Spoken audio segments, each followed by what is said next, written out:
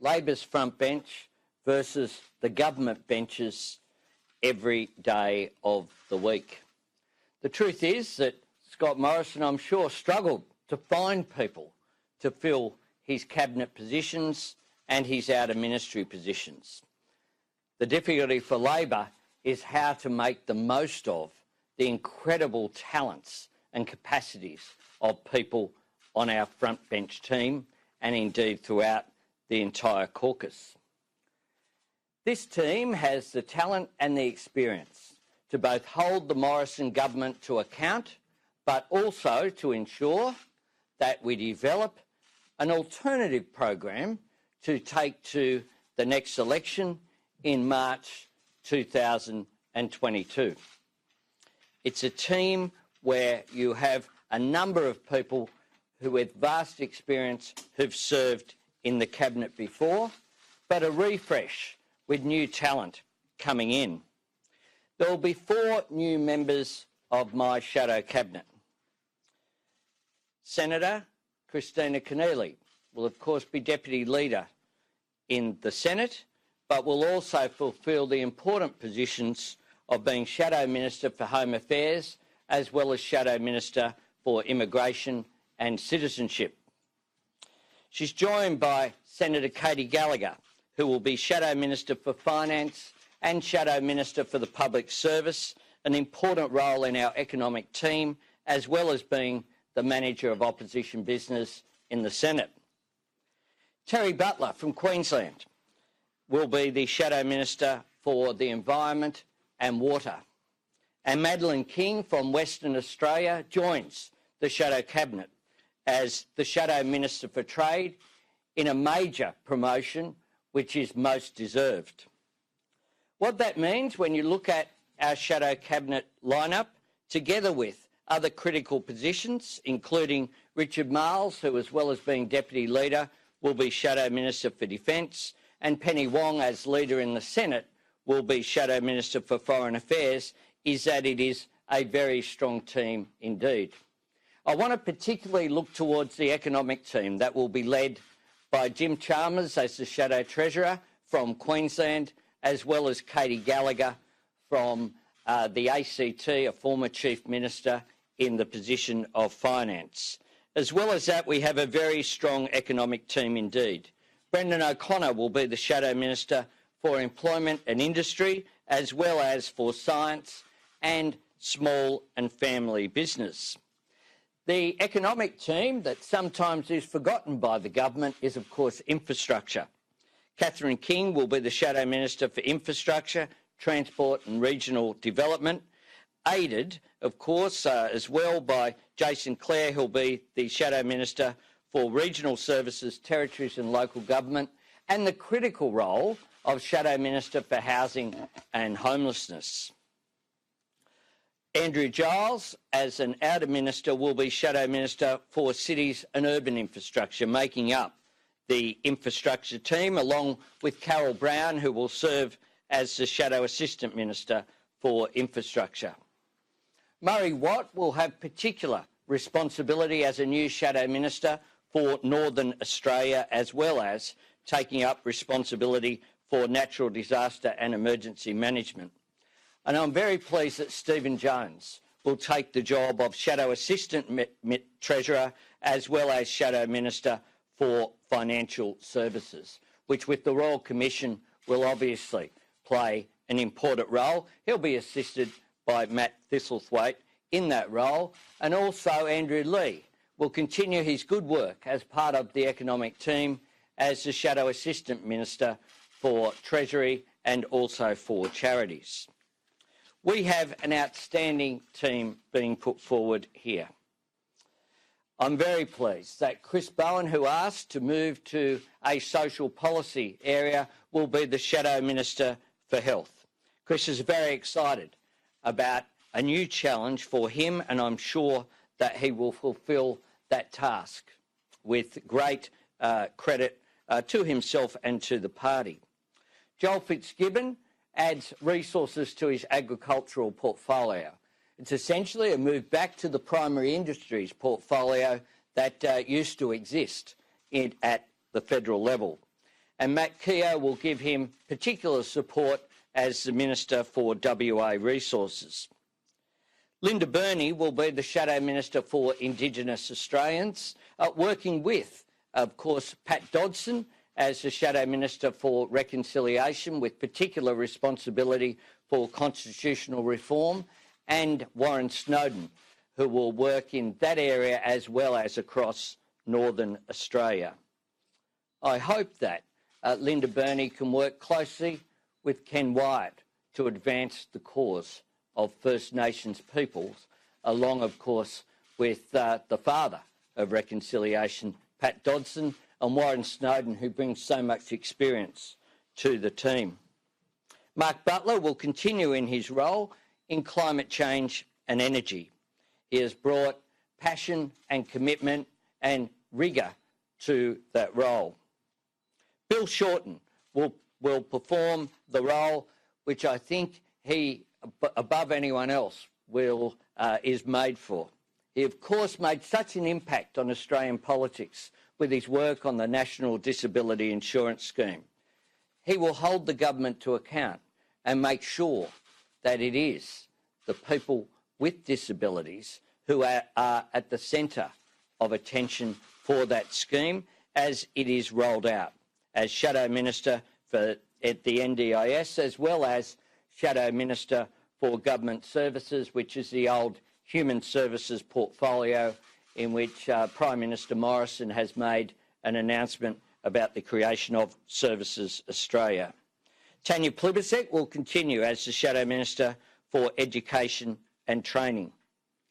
Don Farrell will continue in his role as Special Shadow Minister for Special Minister of State, as well as Sport, but he adds to that Shadow Minister for Tourism, a portfolio close to my heart, and he will also assist me as Leader of the Opposition. Mark Dreyfus continues as Shadow Attorney General, but will add to that Shadow Minister for Constitutional Reform. There are a range of constitutional questions which we need to deal with. The issues of recognition of First Nations people, the necessary move at some stage that we will have to do to move to a republic with an Australian head of state. The issue of 4-year terms, local government constitutional recognition. There is a big agenda there that needs to be worked through. Mark has shown a capacity to work with people and bring people with him, and I'm sure that he will perform with distinction in that role. Michelle Rowland will continue as Shadow Minister for Communications, and Julie Collins will continue as Shadow Minister for Ageing and Seniors. Obviously, the Royal Commission is important there, but adding to her functions is Shadow Minister for Women.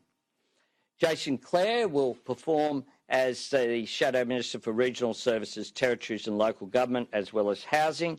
Amanda Rishworth will add youth to her existing responsibilities in early childhood education. In the outer Shadow Ministry, Shane Newman will perform as Shadow Minister for Veterans Affairs and Defence Personnel. Claire O'Neill will perform with distinction. She's written books, done a lot of work about the future of work and where the Australian economy is going, and making sure that innovation technology works for people rather than the other way around. Pat Conroy has particular responsibility for international development and the Pacific, but we've also included with him the Shadow Minister assisting for climate change, because we see when we deal with the Pacific, you have to engage on the issue of climate change, as well as the issue of assisting on defence, which is also, of course, an issue in our region, and also procurement issues are.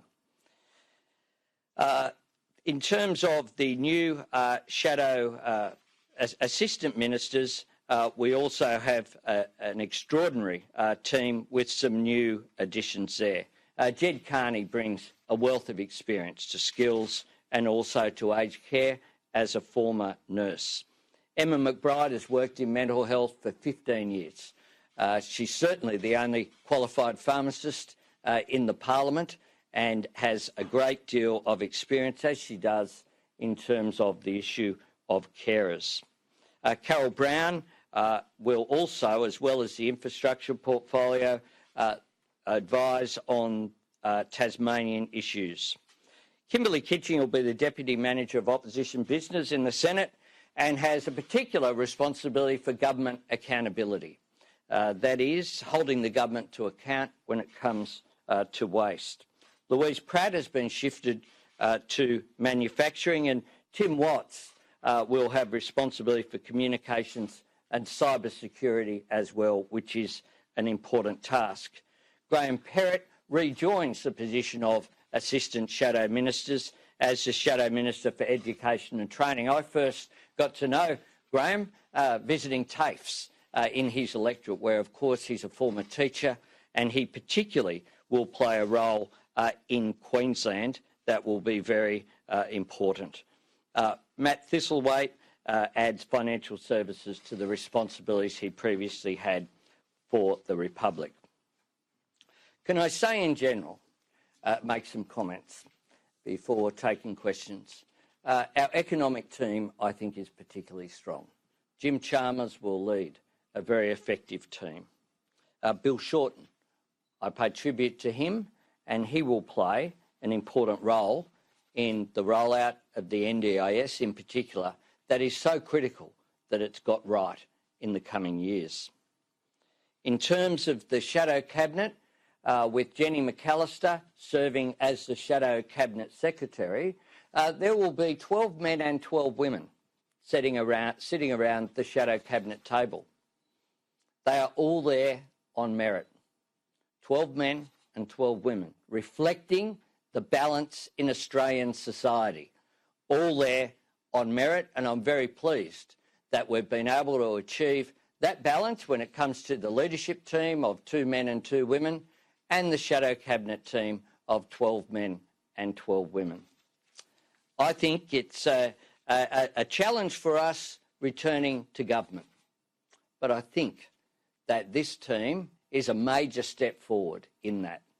And can I make one final comment of thank you to the entire Labor caucus? Because as observers, including people in this room, would know, I can't recall an announcement of a frontbench team on either side of politics which hasn't leaked, at least in part. This did not leak. I consulted every single person who is on this list and many who are not. I treated them with respect. They engaged respectfully with me, and I thank them for that. And I think it augurs well for the collegiate and unified nature of Labor going forward. That unity we will need, that unity we achieved over the last fortnight. It's just 2 weeks since we suffered a loss that disappointed so many people. But this team will be determined to ensure that the next time we are making an announcement, it won't be an announcement after an election loss. It'll be one after an election victory. A precondition of that is unity. We've achieved that, and we will, I'm sure, achieve it going forward as well. Happy to take questions. You said that Chris Bowen asked to be moved into health. Did his request trump Bill Shorten's request to be moved into health? You can ask as many questions as you like about the private conversations that were held, and I'll treat people with respect. Bill Shorten is in an entirely appropriate portfolio. He welcomes it. I had respectful discussions with Bill and with the whole team. And Chris Bowen is very pleased to have his portfolio, as is Bill Shorten. Did he want the health portfolio? Look, the fact that journalists got some things wrong and had health, defence, foreign affairs, a range of things, not coming from Bill Shorten. Don't blame me if you get things third hand and you get it wrong. This is the right job for Bill Shorten. He looks forward to it with enthusiasm. He will do the job well. He is an important part of our team. Have you had a conversation with him last? I've had a conversation with everyone, and I'm not about to tell you what the details of those conversations are. I'm just trying to preempt them because you... Given you've had conversations with him about what role he wants to fulfil, have you had a conversation about wrecking, undermining and sniping in your new administration? I don't need to have conversations with anyone about the need for unity. We were united under Bill Shorten's leadership. We will be united under mine. So you haven't? We will be. I've just said, you said you weren't going to ask the question that you just asked. Okay? So let me tell you, give you the big tip here. I don't talk about private conversations, not even with you. Mr. Albanese, is Mark Butler staying on as Shadow Minister for Climate Change and Energy a sign that the Labor Party will be keeping the existing emissions reductions and energy targets and support for the need? It's a sign that Labor takes climate change seriously and that Mark Butler knows more about the climate change and energy portfolio than anyone else in our team. I include myself in that as a former climate change shadow minister.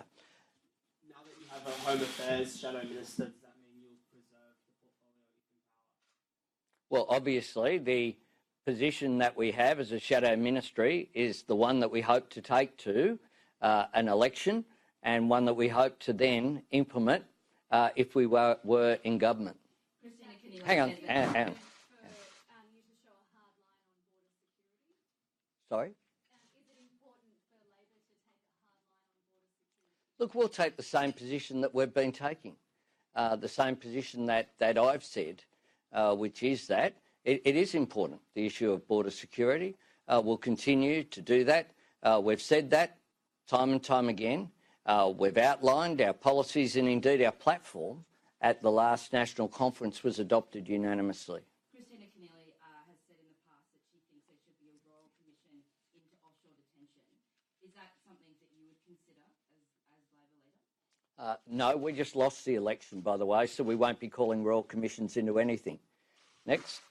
When will you arrive at your position of whether to support the coalition's tax cuts? When we see the legislation, we won't be making theoretical positions. We will be methodical. We'll look at legislation. We'll then have a process of our shadow ministry that's inclusive, and then we'll make an announcement in that order. The coalition says it's got a very strong mandate for its entire package that people voted for. Will you support their mandate? Well, they would say that, wouldn't they?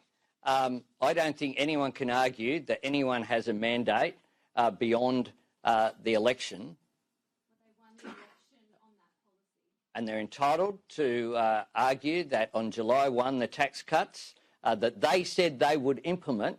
Let's be clear about who's breaking the mandate.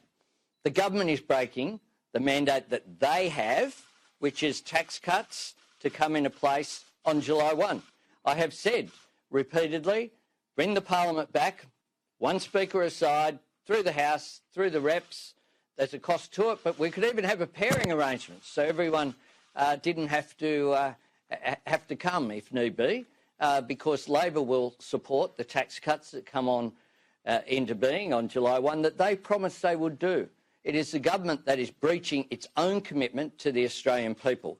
As for tax cuts beyond the election that we've just had, that is into the next term, we'll give consideration when we actually see what the government has put forward, and we'll do that consistently.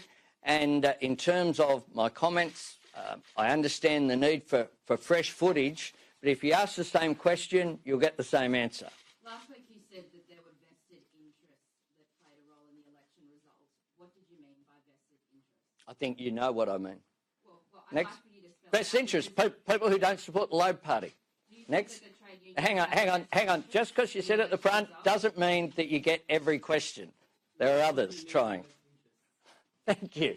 Well, if you can't work that out, some people campaign in terms of vested interests that they want to preserve their power and influence in society. Do you think that trade unions have a vested interest in the election as well? Everyone has a vested interest, and they campaign accordingly. But I haven't shied from the outcome. We lost the election. We got the votes of 1 in 3 Australians. We need to do much better.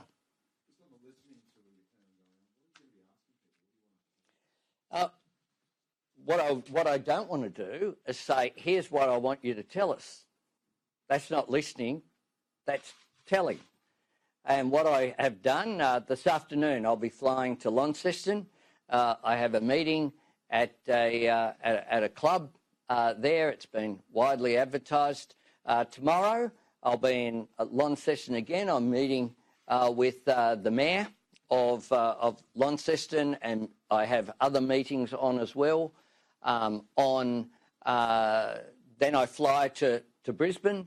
We will have the first Shadow Ministry meeting in Brisbane on Tuesday. I will then fly on Tuesday afternoon to Mackay, where I'll be talking to people there in Mackay, and also on Wednesday. All of the itineraries haven't been finalised yet. You've got to understand that my staff who are here in this room, magnificent as they are, I've only got 3 of them, and that's what I had prior, and we're obviously finalising those issues. I'll be making announcements about staff appointments, including my Chief of Staff on Tuesday. Thanks very much.